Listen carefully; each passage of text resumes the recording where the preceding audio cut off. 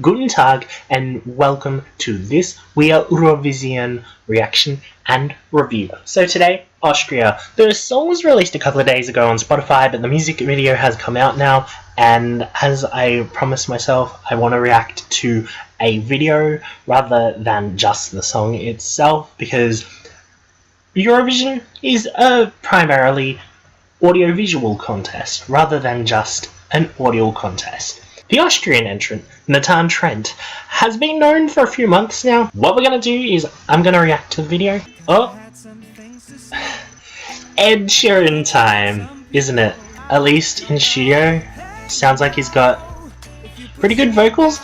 I guess the closest musical comparison I can make is Ed Sheeran versus Trent mashed into one Austrian person that was actually shortlisted to perform for Germany. This song's really chill, and I'm really not sure how it's going to go at Eurovision. This is in the first half of semi-final 2, and now I'm just a tiny bit worried for it in terms of contest performance. It's really beautiful, and I wonder if they're gonna try to get this look on stage in Kiev. So that was the Austrian entry, and I'm really not quite sure how I felt about that. I could see where this was going, but in my opinion there are better songs within this kind of genre that exist out there. It's gonna be chill. It's gonna be one of those songs that I hear on the Eurovision CD and I'm gonna like it, but I'm not going to love it. It's not going to grab out and reach me. Visually, this kind of style, the way this looks, it looks pretty good actually. Like, I would not fault this music video on how it looks. I don't know how this genre is gonna go in Eurovision in this decade. A couple of songs ago, in my review, I tried to make a comment of, oh, it's too late for the Ed Sheeran songs to make it into this year's Eurovision. But no, it's not, because we just got one. I'm going to do listens 2 and 3. I may not love the song, but I could watch this music video because it is Alps visual porn, okay? it just, and also it looks so vibrant. See, the thing is, I admit this isn't my style, but if I heard this on the radio, I would not hate it, which is good for this kind of song. Like, whereas when I was talking about Spain, I was kind of like, I wouldn't like this if I heard this on the radio. This is kind of like, you know what? I wouldn't mind hearing this if my sister somehow got a hold of this song. This isn't my style, but I'm still kind of enjoying listening to this. This is a really well-made music video, in my opinion anyway. I know I'm not like a professional music video reviewer, but this is good. I like it. Austria! Before I get into this, I'm not heavily familiar with this kind of music in terms of every pop artist that does it. So I am going to have to use the Ed Sheeran comparison, and I do know that Ed Sheeran is actually kind of, you know, probably on a different level to Trent. My advantages. Ed Sheeran. This is Ed Sheeran all over. Is cashing in on the Shape of You, Castle on a Hill, How Does That Feel?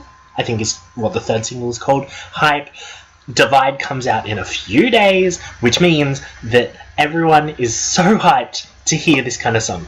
That is a very, very good strategy, Austria, except for the fact that Eurovision is in 2 months, which could mean that this sound could completely be dying out of the charts, but also it means that there's an availability for this kind of song. My next point, I just wrote down the word chill, and what I mean by that is, when you listen to this is easy listening guitar pop, I would label it if I had to give it a genre. And it functions exactly as that. It's something you put in on in the background, and you're like, oh yes, I really appreciate this song. And you know what? That has its place. The vocals, in the studio version, they did seem unprocessed, which, in my opinion, is a good thing. Having unprocessed vocals means that he's more likely to be able to replicate them in a live arena. Anyone who needs proof of this, Trent was one of the 33 finalists shortlisted for Germany's national selection, and then he got the opportunity for Austria. This song may get the teenage girl vote. Now, what do I mean by that?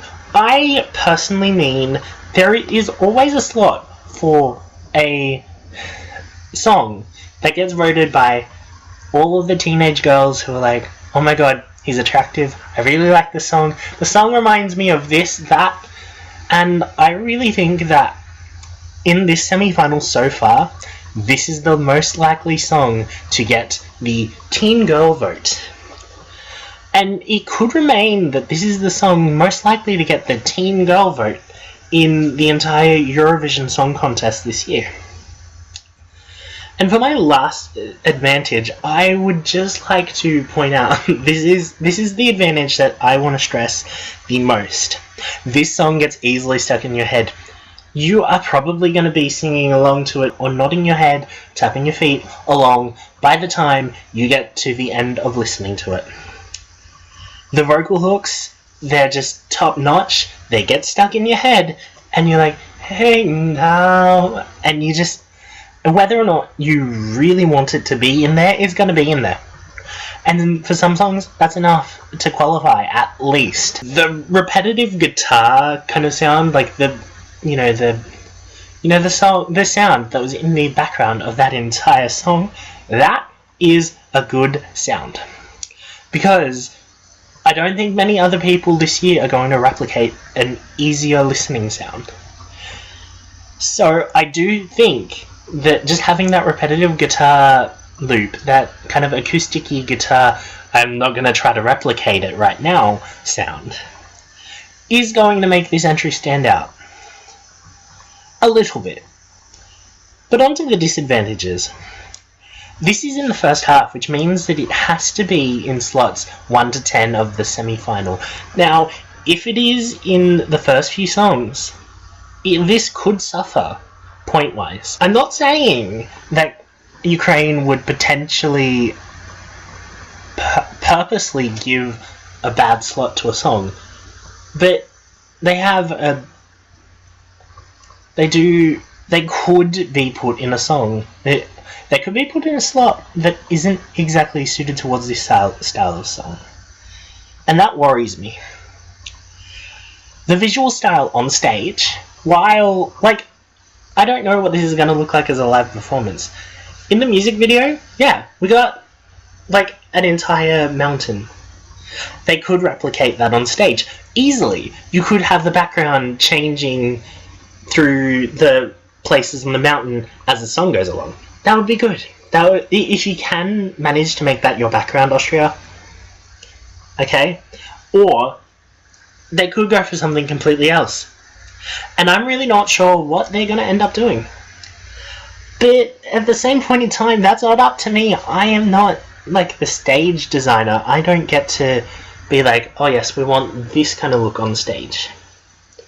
I just want Austria to carefully consider how they're going to do that. And my last and strongest point, this may function as a palate cleanser in the running order of the show.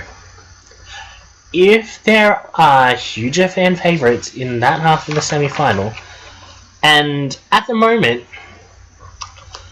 just based on names alone, if this is anywhere near Russia and Romania, I don't think that this is going to do all that well.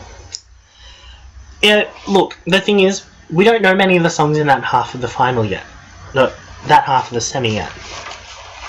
Now, say, for argument's sake, this gets placed near Hungary. Then, this could get interesting. And it all depends on whether you believe the theory that songs in the running order should be different. So you should have a light song, a serious song, a light song. Or if you believe the other method, which is dark song, light song, light song. It depends what method we get from Ukraine. Because in their national finals, what they've done is they've grouped together the same kind of, genre of songs, but they don't get the opportunity to do that with Eurovision. So I wonder what they're actually going to do with this running order.